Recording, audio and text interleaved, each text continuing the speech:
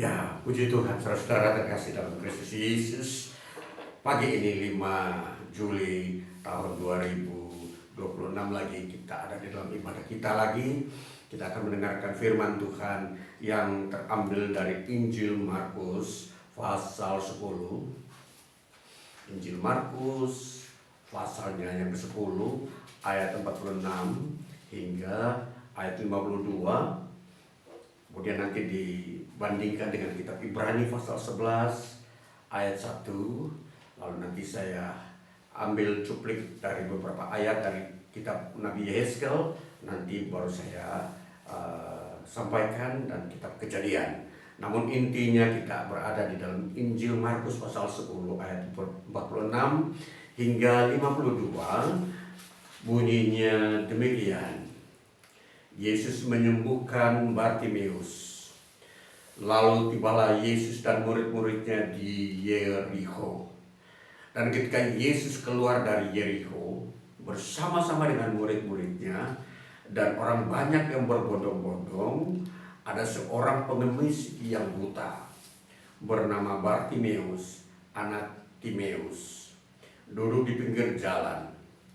Ketika didengarnya bahwa itu adalah Yesus orang Nazaret, mulailah ia berseru, "Yesus, anak Daud, kasihanilah aku." Banyak orang menegurnya supaya ia diam. Namun semakin keras ia berseru, "Anak Daud, kasihanilah aku." Lalu Yesus berhenti dan berkata, "Panggillah dia." Mereka memanggil orang buta itu dan berkata kepadanya, "Kuatkanlah hatimu, berdirilah, ia memanggil engkau." Lalu ia menanggalkan jubahnya, ia segera berdiri dan pergi mendapatkan Yesus. Tanya Yesus kepadanya, "Apa yang kau kehendaki supaya aku perbuat bagimu?" Jawab orang buta itu, "Rabuni, supaya aku dapat melihat." Lalu kata Yesus kepadanya, "Pergilah, imanmu telah menyelamatkan engkau." Pada saat itu juga melihatlah ia, lalu ia mengikut Yesus dalam perjalanannya. Ya, satu bagian daripada Injil Markus ini, dan saya menambahkan lagi di dalam kitab Ibrani pasal yang ke-11. Kitab Ibrani pasal 11 ayat pertama bunyinya demikian. Iman adalah dasar dari segala sesuatu yang kita harapkan dan bukti dari segala sesuatu yang tidak kita lihat. Baik, tema kita, ibadah kita hari ini adalah iman yang benar. Saudara, di dalam perjalanan sejarah umat manusia di muka bumi, saudara-saudara, mulai dari penciptaan sampai kedatangan Yesus, pergolakan-pergolakan manusia berhubungan dengan iman selalu mengalami degradasi, mengalami penurunan nilai, saudara-saudara. Kalau saya mencuplik sedikit dari kitab Kejadian pasal 10 ayat 8 hingga 12, saya ambil cuplikan sebagai sebuah perbandingan bagaimana sejarah kehidupan manusia di muka bumi itu sesuatu yang memperlihatkan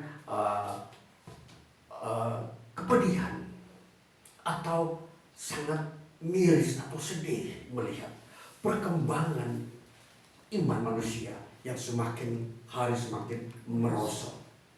Kejadian pasal yang ke-10 ayat 8 hingga 12 di sini sebagai bagian yang saya angkat untuk kita mengerti bagaimana ayat ini berkembang, atau ayat ini memperlihatkan kondisi kehidupan manusia. Baik, saya membacakan dulu sebelumnya Kejadian pasal 9 yang tertulis di sini, Nuh dan anak-anaknya. Ayat 18 mulai. Anak-anak Nuh yang keluar dari bahtera ialah Sem, Ham, dan Yafet. Ham adalah bapa Kanaan. Yang tiga inilah anak-anak Nuh. Dan dari mereka inilah tersebar penduduk seluruh bumi. Nuh menjadi petani, dialah yang mula-mula membuat kebun anggur. Setelah ia minum anggur, mabuklah ia dan ia telanjang dalam kemahnya. Maka Ham bapa Kanaan itu melihat aurat ayahnya, lalu diceritakannya kepada kedua saudaranya di luar. Sesudah itu Sem dan Yafet mengambil sehelai kain dan membentangkannya pada bahu mereka berdua. Lalu mereka berjalan mundur. Mereka menutup aurat ayahnya sambil berpaling muka, sehingga mereka tidak melihat aurat ayahnya. Setelah Nuh sadar dari mabuknya dan mendengar apa yang dilakukan anak bungsunya kepadanya, berkatalah ia, terkutuklah Kanaan. Hendaklah ia menjadi hamba yang paling hina bagi saudara-saudaranya. Saudara-saudara, dari peristiwa ini, disitulah mulainya terjadi degradasi, penurunan rohani kemanusiaan.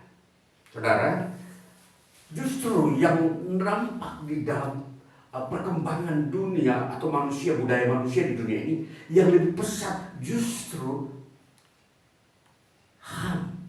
Siapakah Ham?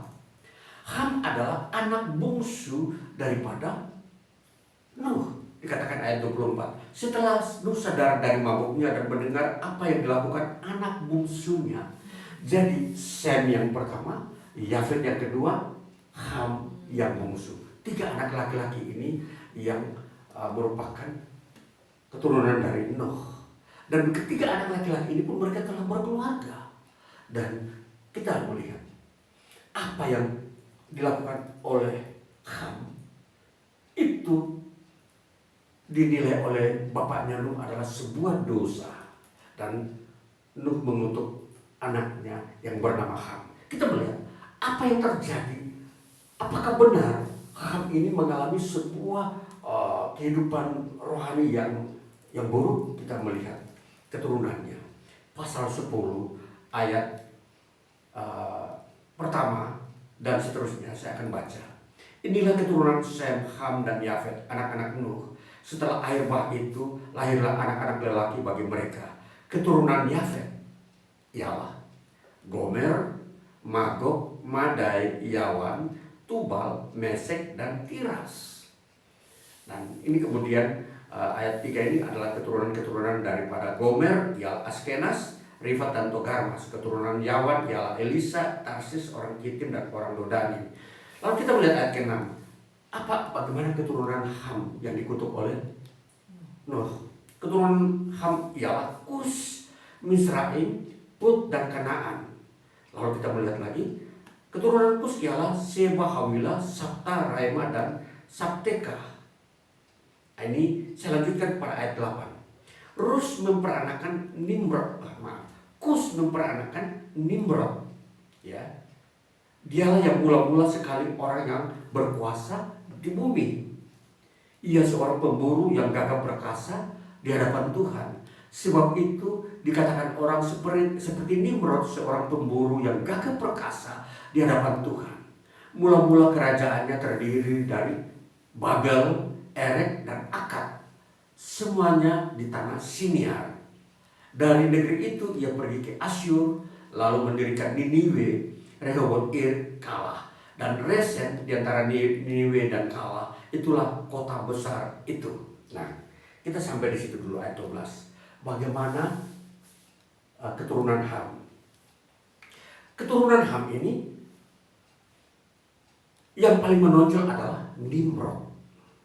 Kita perhatikan bagaimana sosok Nimrod yang memperlihatkan kebobrokan budaya manusia mulai terjadi.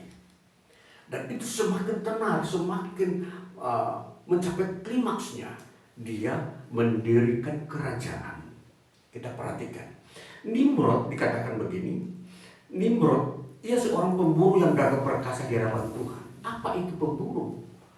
Pemburu itu artinya yang menentang Tuhan. Ya, dia selalu dikejar-kejar Tuhan dan dia melarikan diri dari hadapan Tuhan. Itu yang disebut ia pemburu. Lalu kemudian dikatakan, sebab itu dikatakan orang seperti Nimrod, seorang pemburu yang gagah perkasa di hadapan Tuhan. Saudara tahu, pemburu yang gagah perkasa di hadapan Tuhan artinya apa? Seorang yang sangat-sangat menentang Tuhan. Dengan kata lain, dia seorang pemimpin, dia memimpin orang supaya menentang Tuhan. Dan apa yang terjadi? Dia mendirikan kota-kota, dikatakan di situ dia mendirikan kerajaannya yang terdiri dari yang disebut kerajaan Babel. Itu yang mendirikan Nimrod. Dia menyebutnya Babel. Lalu dikatakan lagi, dia mendirikan kerajaan Erek dan Akkad. Saudara, nanti kita perhatikan 3 kerajaan ini adalah kerajaan mula-mula yang berkuasa di bumi. Dan dari situ muncul kebudayaan-kebudayaan yang menyembah berhala. Dan nanti kita melihat di situ Abraham lahir. Ya, sebelum Abraham bertobat, dia berasal dari negeri Akkad itu. Ya, kita perhatikan bagaimana semakin berkembang manusia di muka bumi justru diwarnai oleh orang-orang yang disebut sebagai pemburu Tuhan. Orang-orang yang membenci Tuhan. Nanti kita sambung lagi bahwa apa yang dimaksud dengan Nimrod ini, dia adalah orang pertama yang mendirikan sebuah disebut agama misteri pagan. Agama misteri itu adalah agama yang di dalamnya tidak ada Tuhan dan selalu diwarnai dengan hal-hal yang aneh, hal-hal yang rahasia, hal-hal yang membuat orang itu bingung dan banyak tahayul. Jadi kalau saudara lihat zaman sekarang muncul ajaran tahayul, itu keturunannya daripada ajarannya Nimrod. Ya. Nanti kita melihat apa hubungannya dengan Bartimeus. Bartimeus adalah penganut ajaran ini, agama misterius. Saudara, nanti kita perhatikan. Dalam khotbah saya ini saya mau menjelaskan supaya rahasia-rahasia Injil itu, kebenaran Injil dibukakan mengenai Kristus Yesus datang untuk membenarkan manusia. Jadi tidak ada satupun yang bisa manusia temukan kebenaran di dunia ini tanpa Kristus. Karena semua telah dikuasai oleh Nimrod. Sebuah ajaran agama misteri yang semuanya adalah membenci Tuhan, saudara. Jadi semua agama yang ada di dalamnya menceritakan tahayul itu ujung-ujungnya membenci Tuhan. Sumbernya dari pembenci Tuhan. Perhatikan, jadi jangan sembarang saudara menerima ajaran tahayul dalam hidup saudara. Saudara diajak untuk membenci Tuhan di akhir-akhirnya. Dalam hidup saudara akan banyak kekacauan dan banyak kecurigaan dan ketakutan. Dan nanti di dalam ajaran Nimrod ini ada disebut trilogi setan. Ya, trilogi setan itu dia akan menampilkan apa? Sarkastik. Apa itu? Sarkastik. Orang jahat yang suka membunuh, suka menyiksa, suka menganiaya manusia. Itu sarkastik pertama. Yang kedua adalah yang suka, yang tidak mau mentolerir manusia, tidak mengasihi manusia, tidak menghargai sesama. Itu yang kedua. Yang ketiga, dia mengejar kecerdasan, ilmu pengetahuan. Nah, ini trilogi setan, saudara-saudara. Jadi setan di dalam mengembangkan dia punya kerajaan, dia memakai trilogi ilmu setan. Yang pertama tadi, sarkastik. Kita melihat Hitler adalah dia seorang yang ingin menguasai dunia. Dia tampil dengan sarkastik, keganasan, kekerasan. Baru dia bisa menguasai dunia. Dan itu sama dengan Nimrod. Dia melakukan kekerasan di sekitar daerah Babilonia supaya semua tunduk kepada dia. Dan dia tidak menghormati Tuhan. Lalu dia mendirikan kerajaan-kerajaan yang di dalamnya semua membenci Tuhan. Semua kerajaan yang dia dirikan di sini tidak ada satupun yang disebut mengenal Tuhan. Baik kerajaan Erek, kerajaan Babel, kerajaan Akkad. Dia membangun lagi sebuah kerajaan yang disebut Rehoboth Kir, membangun kerajaan Niniwe. dan kerajaan Asyur. Dia membangun semua. Jadi dia adalah pemimpin yang dianggap sebagai Tuhan atau dewa yang ada di dalam wilayah dia di Babilonia. Maka yang mendirikan agama misteri ini adalah Nimrod, dan dia itu disebut sebagai dewa Tamus. Saudara, nanti kita perhatikan dalam kitab Yehezkiel bagaimana orang-orang yang sesat itu menyembah dewa Tamus. Nanti selanjutnya saya akan baca, tapi kita mau memperhatikan bagaimana iman yang benar itu bertolak belakang dengan kehidupan para penyembah berhala. Jadi sumber segala sesuatu kesesatan sampai saat ini yang ada di agama-agama palsu di dunia ini, itu lahir dari Nimrod, pembenci Tuhan. Jadi setiap agama palsu pasti isinya membenci Tuhan. Dan kita melihat trilogi setan itu bagaimana itu terwujud. Di dalam setiap ajaran-ajaran palsu selalu ada sarkastik, ganas. Tapi Yesus mengajarkan kasih. Perbedaan inilah yang kita harus tahu, bahwa di dalam ajaran iman Kristen, iman yang benar, tidak ada sarkastik, tidak ada kejahatan, tidak ada keganasan, tidak ada penganiayaan. Tidak ada ajaran itu. Makanya itu adalah pusat ajaran setan yang disebut trilogi setan. Lalu kita melihat yang kedua, dia tidak mentolerir manusia tadi, dan yang hanya mencari ilmu pengetahuan, yang kalau dalam era Yunani memakai dewa Hermes sebagai dewa ilmu pengetahuan. Saudara, nanti kita melihat bagaimana rentetan setan membangun kerajaannya setelah Nuh mengutuk Ham. Lalu situ terjadi dunia semakin merosot, kegelapan semakin gelap. Itulah sebabnya Yesus datang. Yesus memproklamirkan, akulah terang dunia. Ya. Jadi makna daripada terang dunia itu artinya generasi manusia itu meninggalkan banyak kegelapan sampai ketika Yesus hadir. Maka saudara mau mengerti bagaimana ajaran Kristus, itulah ajaran yang menentang apa yang dibangun oleh Nimrod, yang semua akan menuju kepada neraka.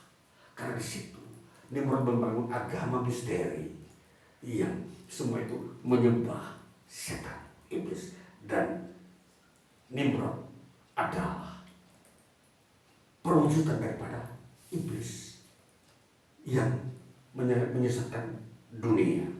Saudara, kembali kita mau melihat sebentar dalam kitab Yehezkiel, pasalnya yang ke-8. Saya mau mengajak kita melihat kitab ini, Yehezkiel pasalnya yang ke-8, untuk melihat bagaimana agama misteri ini telah menyesatkan orang-orang Israel. Yehezkiel pasal 8 ayat 14, dan sebelumnya ayatnya yang sebelum 14 saya mengajak kita membaca ayat yang ke-5. Firman-Nya kepadaku, hai anak manusia, lihatlah ke utara. Aku melihat ke utara. Sungguh di sebelah utara gerbang mezbah dekat jalan masuk terdapat berhala cemburuan tadi. Berhala cemburuan ada di dalam bait Allah. Yang ke-14. Lalu dibawanya aku dekat pintu gerbang rumah Tuhan yang di sebelah utara. Sungguh di sana ada perempuan-perempuan yang menangisi dewa Tamus. Saudara, di sebelah utara di dalam bait Allah, di situ ada satu ruangan yang dibangun atau diisi oleh wanita-wanita Yahudi. Yang di situ mereka adalah orang-orang yang sudah tidak mau menyembah Allah, tapi mereka menyembah dewa Tamus. Dewa Tamus itu penuh dengan cemburuan. Apa di situ, saudara-saudara? Dewa Tamus itu dewa kesuburan yang sudah disembah oleh orang-orang di Palestina. Kita melihat dewa ini, dewa andalan manusia, saudara. dewa andalan orang-orang yang ada di Palestina. Kenapa saudara? Saudara, di Palestina ada sebuah musim yang disebut pergantian musim semi. Musim semi adalah musim di mana di situ banyak tanaman mati dan membawa dampak kepada kekurangan bahan pangan. Nah, dewa Tamus ini akhirnya banyak orang mulai tertarik bahwa kalau dewa Tamus dipanggil, maka sekalipun ada musim semi di mana pohon-pohon mati, di situ dewa Tamus bisa mengerjakan kesuburan. Ini sebuah kepercayaan, sebuah iman yang salah yang dipraktekkan akhirnya kepada orang-orang wanita-wanita Yahudi. Saudara, wanita memang seringkali imannya lemah. Kalau ketika ada krisis alam, mereka itu tidak bertahan untuk meminta kepada Tuhan, tapi mereka mengikuti bangsa-bangsa lain yang mempunyai dewa yang disebut dewa Tamus, yang nenek moyangnya itu dari Nimrod. Nah, dewa Tamus itu disebut agama misteri. Dan dewa Tamus ini dia berperawakan seolah-olah seorang raja dan seorang pemuda yang baik. Namun dewa Tamus yang dimana Nimrod ini menjadi pusat di dalamnya. Saudara tahu, Nimrod ini dia menikah ibunya. Ibunya sendiri menjadi istrinya. Jadi sini sesuatu misteri yang disebut kegelapan dan kejijikan, kebobrokan ada di dalam agama ini. Jadi kalau orang menerima dewa Tamus untuk kesuburan, dia harus melakukan percabulan yang tadi disebut di dalam kitab Yesaya pasal 5 disebut dewa kecemburuan. Dewa kecemburuan adalah sebuah praktek mesum dan asusila di tengah-tengah orang yang mengikutinya. Jadi kita melihat bagaimana rentetan kebobrokan manusia, imannya begitu hancur. Lalu kita melihat seterusnya ketika Yesus datang di Yerusalem, sebenarnya di situ pusat penyembahan berhala begitu kuat. Kenapa saudara-saudara? Karena di situ memang telah bergabung berbagai-bagai bangsa di situ. Di situ ada bangsa Mesir, di situ ada bangsa Romawi, di situ ada bangsa Yunani yang tinggal di daerah Palestina. Dan masing-masing bangsa itu mempunyai dewa yang semua sama, disebut dewa kesuburan. Kita melihat kalau Mesir sendiri mempunyai dewa kesuburan namanya Osiris. Kalau Yunani mempunyai dewa kesuburan namanya Adonis. Jadi semua berkumpul dengan dewa Tamus di Palestina, di Yerusalem, di mana Yesus hadir. Dan banyak orang dipengaruhi oleh tiga dewa yang mempunyai fungsi yang sama, kesuburan. Jadi bagaimana saudara? Betapa Israel sangat dipengaruhi dan diganggu kondisinya. Dan Bartimeus ini siapa? Bartimeus dia mengaku dia sebagai iblis yang sangat baik di dalam masa mudanya. Jadi ketika dia masih muda sebelum dia buta, dia berkata dia adalah penjelmaan iblis. Dia seringkali berbuat baik kepada orang-orang di sekitar dia yang meminta pertolongan. Dia memberikan pertolongan. Saudara, bagaimana Bartimeus ini pada waktu dia sebelum buta. Dan dia, memang butanya dia bukan sejak lahir, saudara. Dia buta pada masa menjelang dia mau tua. Jadi dengan kata lain melewati masa muda, berapa umurnya saudara? Sekitar melewati 45 sampai 50, sudah itu masa muda. Setelah itu dia mengalami kebutaan, saudara. Dan di sini Bartimeus menganggap dirinya itu dia sebagai iblis yang mempunyai pengaruh, ya, yang dimana kehidupannya dia bilang kebaikan yang dia buat kepada orang itu sudah benar. Akhirnya dia melihat bahwa di dalam prakteknya dia menganggap dia yang paling pintar, dia yang paling berpengaruh di sekitar wilayah dia tinggal. Yesus lewat di kota Yeriko dan dia tinggal di kota Yeriko. Setelah Yesus mau keluar dari kota Yeriko, dia mendengar bahwa Yesus lewat. Si Bartimeus yang sudah lama mempraktikkan ilmu kesetanan ini memanggil Yesus, Anak Daud. Dari mana, saudara? Orang-orang yang pernah berpraktek dengan kuasa-kuasa kegelapan, mereka adalah orang-orang tahu siapa itu Yesus. Tanpa diberitahu pun mereka tahu. Karena ilmu itu memang mempunyai sebuah koneksi. Jadi setan itu tahu siapa Yesus. Maka Bartimeus ini yang kadang sendiriannya dia di pinggir jalan karena sudah buta, tidak ada seorang pun yang menemani dia. Ketika dia mendengar, bukan melihat karena buta, Yesus lewat. Dia berseru, itu Yesus, Anak Daud. Itu adalah Mesias yang akan menyelamatkan manusia, termasuk dirinya. Jadi yang semula di masa muda menjadi seorang dukun, kini berserah kepada Yesus. Lalu Yesus berkata kepada dia, pada akhirnya imanmu telah menyelamatkanmu.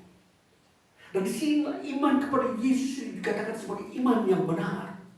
Dalam tema kita hari ini, iman yang benar adalah iman yang berpusat pada Yesus.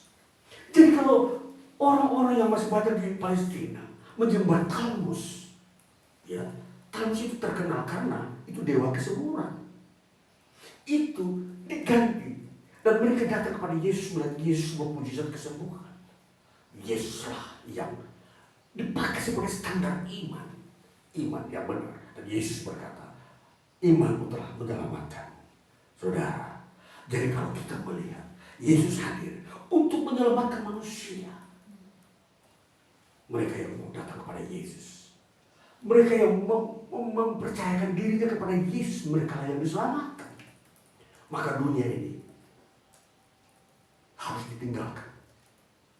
Tidak perlu lagi manusia bersandar padanya, mencari apa yang dia butuhkan di dalamnya. Tidak ada selain Yesus. Maka Yesus memberikan sebuah tanda kehidupan bagi orang yang percaya kepada dia. Dia memberikan sebuah keyakinan, imanmu telah menyelamatkanmu. Itulah engkau terima sebagai orang yang diselamatkan. Iman yang benar ketika engkau mendengar Yesus berkata, imanmu telah menyelamatkanmu. Maka hanya perkataan Yesus yang keluar dari mulutnya itulah yang menjadi kebenaran. Tidak ada lagi yang bisa membenarkan manusia, hanya Yesus. Saudara, kembali kita mempelajari iman yang benar. Dalam kitab Ibrani pasal 11 ayat 1 berkata, iman adalah dasar segala sesuatu dari hal yang kita harapkan, dan bukti dari segala sesuatu dari hal yang kita tidak lihat. Kita baca Ibrani pasal 11, di mana definisi iman di sini membuktikan bahwa apa orang buta pun bisa mempunyai iman. Jadi kita mau melihat bagaimana iman itu ada di dalam orang yang cacat sekalipun, apatah lagi orang yang tidak cacat. Iman adalah dasar dari segala sesuatu yang kita harapkan dan bukti dari segala sesuatu dari yang tidak kita lihat. Maka saudara, Bartimeus menjadi kesaksian dalam kitab Injil bahwa dia menjelaskan tentang definisi iman. Maka iman yang benar adalah iman yang datang kepada Yesus, berseru, bersandar, jangan lagi dicampur adukan dengan tradisi-tradisi manusia duniawi. Dan saudara, mari kita lanjutkan bagaimana agama misteri itu dikalahkan oleh Yesus. Semua praktek-praktek agama misteri tundukannya ketika Yesus, ketika Bartimeus bertobat, dia mengikuti Yesus dan dia matanya menjadi melihat, dan itu menjadi kesaksian bagi orang-orang di sekitar dia bahwa dulunya dia seorang dukun penyihir, sekarang menjadi pengikut Yesus. Dulunya dia adalah transfer daripada iblis, sekarang dia menjadi murid atau pengikut Yesus. Saudara, inilah yang kita mau belajar, bahwa iman kepada Yesus kita harus tahu standarisasinya. Harus meninggalkan semua yang dari dunia ini. Dan dunia ini adalah kepalsuan yang selalu diisi dengan agama misteri. Yang seringkali orang bilang beragama tetapi isinya agama misteri. Tidak ada Tuhan di dalamnya. Tidak ada kemurahan Tuhan, tidak ada mujizat. Maka apa gunanya mengandalkan semua yang digembar-gemborkan di dunia tetapi membuat manusia merana, sengsara dan cacat. Bartimeus adalah salah satu contoh. Sebelum dia buta, dia normal. Karena dia mempraktekkan ilmu setan, dia menjadi buta. Tetapi Yesus datang. Karena imannya, dia menjadi melihat kembali. Saudara, ini perhatikan. Sesuatu di dunia ini, janganlah saudara ikut arus. Lihatlah apa yang Yesus telah sampaikan. Terimalah itu. Datang kepada dia itu satu-satunya anugerah Tuhan di dunia ini bagi generasi manusia saat ini. Tidak ada di tempat lain manusia menemukan kebaikan Tuhan. Tidak ada, saudara. Berbagai-bagai aliran-aliran kepercayaan ilmu pengetahuan sekalipun, tidak ada saudara menemukan kebaikan Tuhan. Sekalipun kelihatan mentereng ilmu pengetahuan, dewa Hermes, orang Yunani yang menciptakan itu, dewa ilmu pengetahuan, itu tidak bisa merubah kebaikan manusia. Jadi saudara, kembali, kalau kita melihat kebenaran dalam Kristus Yesus, dalam firman-Nya, sungguh kita orang paling berbahagia. Karena kita telah menemukan iman. Ya. Jadi kita tahu kunci klimaks hidup manusia di dunia ini adalah iman kepada Kristus. Di luar itu, semua manusia mengalami kemerosotan, degradasi kehidupan, mengalami kehancuran, kesedihan, duka cita. Jadi sebuah peringatan kepada manusia generasi saat ini, terimalah Yesus. Engkau akan menerima sebuah kebahagiaan yang suajaib, kebahagiaan ilahi. Engkau memiliki status kebenaran. Engkau merasa diri bangga dan bahagia menjadi orang benar, dan tidak ada yang bisa menghakimi lagi. Karena Allah, Kristus Yesus Tuhan, telah berpihak kepadamu, memberikan sebuah iman yang benar. Jadi kembali saudara, semua praktek-praktek yang dilakukan oleh manusia yang mengatasnamakan agama tanpa Yesus, semua itu adalah palsu. Semua itu adalah membawa manusia kepada sebuah kepedihan, sebuah kecemburuan. Ya, tidak ada orang di situ berdamai. Semua cemburu di dalam agama-agama palsu, di mana di situ kecemburuan menjadi pusat tata iblis. Iblis selalu membangun tatanya di atas kecemburuan. Orang yang suka cemburu itu dipengaruhi oleh roh setan iblis. Trilogi setan, saudara tahu. Ini harus saudara tahu tentang ilmu iman dan kerohanian. Setan mempunyai 3 aktivitas yang begitu licik menyesatkan manusia. Ya. 1, sarkastis. 2, tidak menghargai manusia. 3, kepandaian. Perhatikan, jangan sampai saudara tidak paham bahwa kepandaian itu adalah salah satu kelicikan setan untuk menyesatkan manusia jauh dari iman. Maka inilah yang saudara harus tahu, bagaimana iman di dalam Kristus Yesus menjelaskan tentang kerajaan Allah itu kerajaan yang benar dalam Kristus Yesus. Di luar itu mengalami maut dan setan ada di dalamnya. Baiklah kita melihat semua ini untuk membangun hidup kita lebih dekat dalam kebenaran, mengerti bahwa saudara dalam Kristus sajalah itulah kebenaran, tidak ada tempat lain. Baiklah kita meneruskan hidup kita untuk selalu bersekutu dengan Kristus Yesus, sehingga kita selalu diberkati, diberi masa depan keselamatan. Tuhan Yesus memberkati. Haleluya, haleluya, amin.